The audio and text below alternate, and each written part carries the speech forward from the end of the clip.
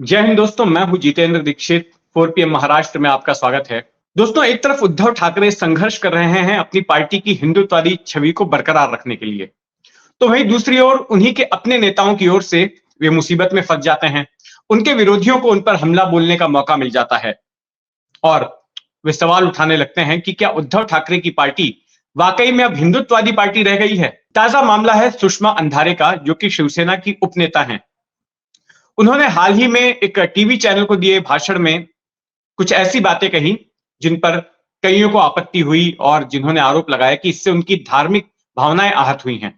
सुषमा अंधारे ने उस इंटरव्यू में कहा कि भगवान राम को लोग पूछते हैं, लेकिन भगवान राम ने तो सीता मैया को वन में भेज दिया था, तो वे उनकी पूजा क्यों करें। उन्होंने भगवान कृष्ण के बारे में भी कहा कि भगवान कृष्ण जो है वो गोकुल में रासलीला करते थे। उनकी जो लीलाओं पर उन्होंने सवाल उठाया, जो गोपियों के साथ वे करते थे, तो उनकी पूजा क्यों की जाए। कुछ इसी तरह के बयान जो है, मैं यहां पर सीधे सीधे उन शब्दों का इस्तेमाल नहीं कर रहा हूं जो सुषमा अंधारे ने उस इंटरव्यू में कहे थे, लेकिन उनका लब्बो-लुआब यही है। और सुषमा अंधारे ने एक तरह से सवाल उठाया कि राम और कृष्ण की पूजा क्यों करनी चाहिए। उनके इस बयान पर विवाद हो गया और मालेगांव में, नासिक जिले के मालेगांव में उनके खिलाफ शिकायत दर्ज करा दी गई पुलिस के पास में कि उन्होंने हिंदुओं की धार्मिक भावनाओं को आहत किया है। और वाकई में इनके जो बयान हैं ये शिवसेना की छवि से मेल नहीं खाते। शिवसेना जिसकी इमेज बीते 4 दशकों से एक कट्टर हिंदुत्ववादी पार्टी की रही है, वहां पर राम और कृष्ण जो सबसे ज्यादा पूज्य हैं हिंदुओं के, उनके बारे में इस तरह के बयान शिवसेना की इमेज से मेल नहीं खाते। पहले से ही शिवसेना पर आरोप लगता आया है साल 2019 से, बीजेपी की ओर से एकनाथ शिंदे जिन्होंने कि 2022 में बगावत कर दी जून में, उनकी ओर से और राज ठाकरे की ओर से, कि शिवसेना अब हिंदुत्ववादी पार्टी नहीं रह गई, उद्धव ठाकरे वाली शिवसेना। क्योंकि कांग्रेस और एनसीपी के साथ में उद्धव ठाकरे ने हाथ मिला लिया है। 2009 में वाकई में यह बड़ा चौंकाने वाला मौका था जब बीजेपी के साथ में मिलकर शिवसेना ने चुनाव लड़ा हिंदुत्व के मुद्दे को लेकर, और उसके बाद जब सरकार बनाने की बारी आई तो सीएम पद को लेकर झगड़ा हो गया दोनों में, शिवसेना अलग हो गई और कांग्रेस एनसीपी के साथ हाथ मिला लिया, जो कि हिंदुत्ववाद का विरोध करते आई थी, जो कि अपने आप को सेकुलर बताते आई हैं। ऐसी पार्टियों के साथ में उद्धव ठाकरे ने हाथ मिला लिया, सरकार बना ली, मुख्यमंत्री बन बैठे। अब इसी बात को लेकर उन पर निशाना साधा जा रहा है कि सत्ता के लिए उन्होंने हिंदुत्व से कॉम्प्रोमाइज कर लिया। वे उन हिंदू हृदय सम्राट के बेटे हैं, बाला साहब ठाकरे के, जिनको हिंदू हृदय सम्राट कहा जाता है और जिन्होंने ही शिवसेना को एक कट्टर हिंदुत्ववादी छवि प्रदान की थी। उनके बेटे अब सेकुलरवादियों के साथ हाथ मिलाकर बैठे हुए हैं। 2019 में जब सरकार बनाई जा रही थी तो जो कॉमन मिनिमम प्रोग्राम था, उसका जो मसौदा था, उसमें 2 बार सेकुलर शब्दों का इस्तेमाल किया गया था और उस पर उद्धव ठाकरे ने दस्तखत कर दिए। तो इसका मतलब यह निकाला गया कि अब उद्धव ठाकरे की शिवसेना भी जो है सेकुलरवादी हो गई है। और उद्धव ठाकरे ने भी अपने बयानों में संयम बरता।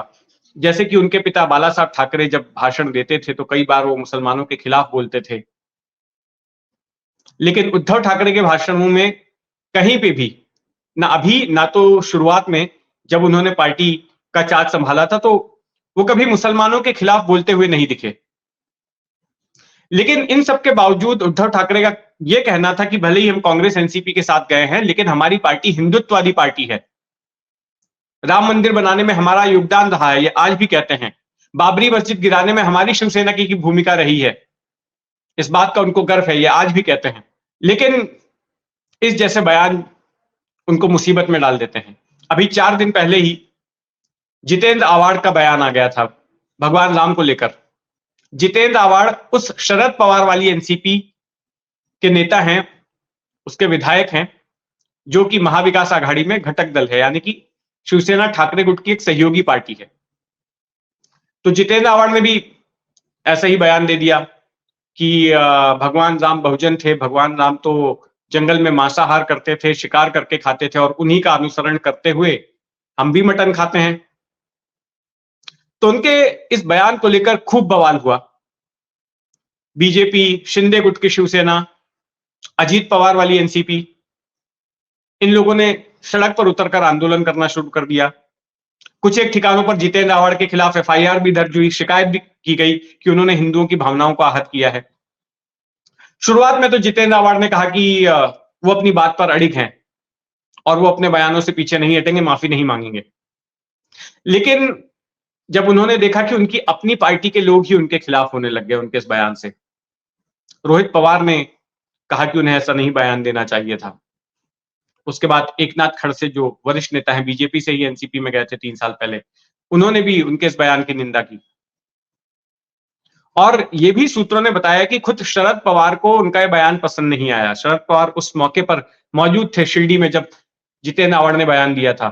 शरद पवार ने भी फटकार लगाई जितेंद्र आवाड़ को। तो इसके बाद जितेंद्र आवाड़ ने माफी मांग ली। इसके पहले भी कई बार जितेंद्र आवाड़ अपने बयानों की वजह से विवाद में रह चुके हैं। तो जितेंद्र आवाड़ को लेकर भी ठाकरे गुट पर निशाना साधा गया कि देखिए, आप जिन लोगों के साथ बैठे हैं वो राम के बारे में क्या बोल रहे हैं। और अब सुषमा अंधारे का बयान कि आप ही की पार्टी के एक नेता कहती है कि वो राम को क्यों पूजे, राम को क्यों माने। ये सवाल उठाया जा रहा है उद्धव ठाकरे से।